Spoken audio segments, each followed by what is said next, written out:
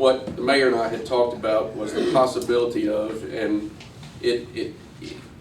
I'm looking at this as a way to possibly help Hanson in the meantime, because I know we talked about the fact that you don't have any income yet coming in from the businesses that are about to establish here in Hanson, and you probably won't, at least for a while.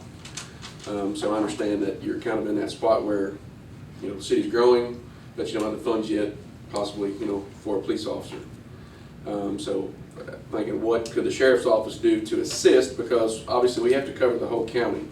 But I know Hanson's about to be faced with a large influx of people, because of the businesses that are about to be established here.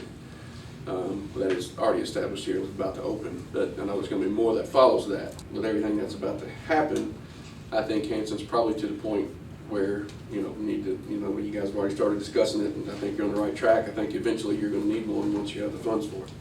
But the only other thing I could come up with to assist with would be if Hanson, I can give you the information and you guys can decide what you want to do with it, is that we can probably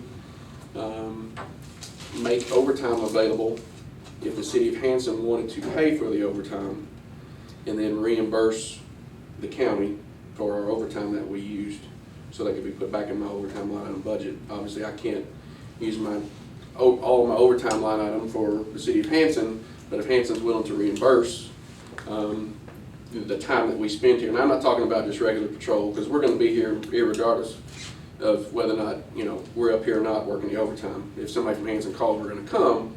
But what I'm saying is, if Hanson wants to venture down the road of paying overtime, then we could possibly, if somebody signs up for an overtime detail, say 2-hour block, 4-hour block, whatever amount of time they sign up for to be in Hanson, then they would devote that time to Hanson, if Hanson is paying for that overtime. Now, as far as what that rate would be, it would be the deputy's hourly rate plus their time and a half for working the overtime. And plus, there's other added expenses. Once the person's, they're not just their hourly rate, but obviously, during that same hour, we're paying insurance, we're paying retirement, we're paying Social Security, things like that. I could get with the county treasurer and my bookkeeper, and we could get you a figure of what that hourly rate would probably look like. So you guys can make the informed decision on whether or not you wanted to venture down that road. One other thing I've got is my concern is not so much the city of Hanson, it's everything that's going to happen from 41 and a mile going out. You've got the traffic light there now, you're going to have the businesses that are popping up through there. You got the school, you got other businesses that are already established there. So I think traffic congestion is going to be very heavy. Would state police, vehicle enforcement, are they going to be able to help Hanson in any way? I'm not going to speak for state police, but they're in Hopkins County as well. So yeah, they'll be able to help as well and rotate in with calls. But they're a whole lot thinner in the county than we are. There are professional shoplifters that know how to target locations. It's going to be easy on and off Parkway. Yeah. But Walmart deals with that. They have those in other locations as well. I met with Walmart, told them what my concerns were about, being, not having law enforcement right here at Walmart in Hanson. And they told me that they've got it in other locations and they weren't concerned about it. But they are good at apprehending shoplifters. So I think it'll keep us busy.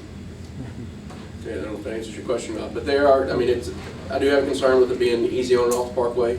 I'm afraid you're going to have people that run in and grab things and jump back in the car and try to get back on the Parkway. Sometimes it happens with the Vanity Fair or the VF Factory Outlet Mall. Sometimes it happens that way as well. Similar to the one in Madisonville, that's right there. I was just saying, it's right there at the Parkway too, do they? Right, but this is, in my opinion, a little bit easier on and off. More rural too, right? Well, and the professional shoplifters know that you don't have law enforcement in the city of Hanson. They're going to know that. They just will. We laugh about it, but they work harder at being shoplifters than some of us work harder at our professional jobs. Walmart was going to give us a substantial amount of money to pay for fire department and for our police department. So I had the man that's in charge of public affairs and relations with Walmart to write us a letter. So that's good. Says, Dear Mayor DeMoss, we look forward to opening our new super center in Hanson this summer and becoming part of the community. We are committed to working closely with yourself and community members to ensure everyone is successful. We've become aware of some rumors about Walmart resources being used to build police or fire department facilities. To set the record straight, Walmart will not be providing additional funds to build a new fire or police station.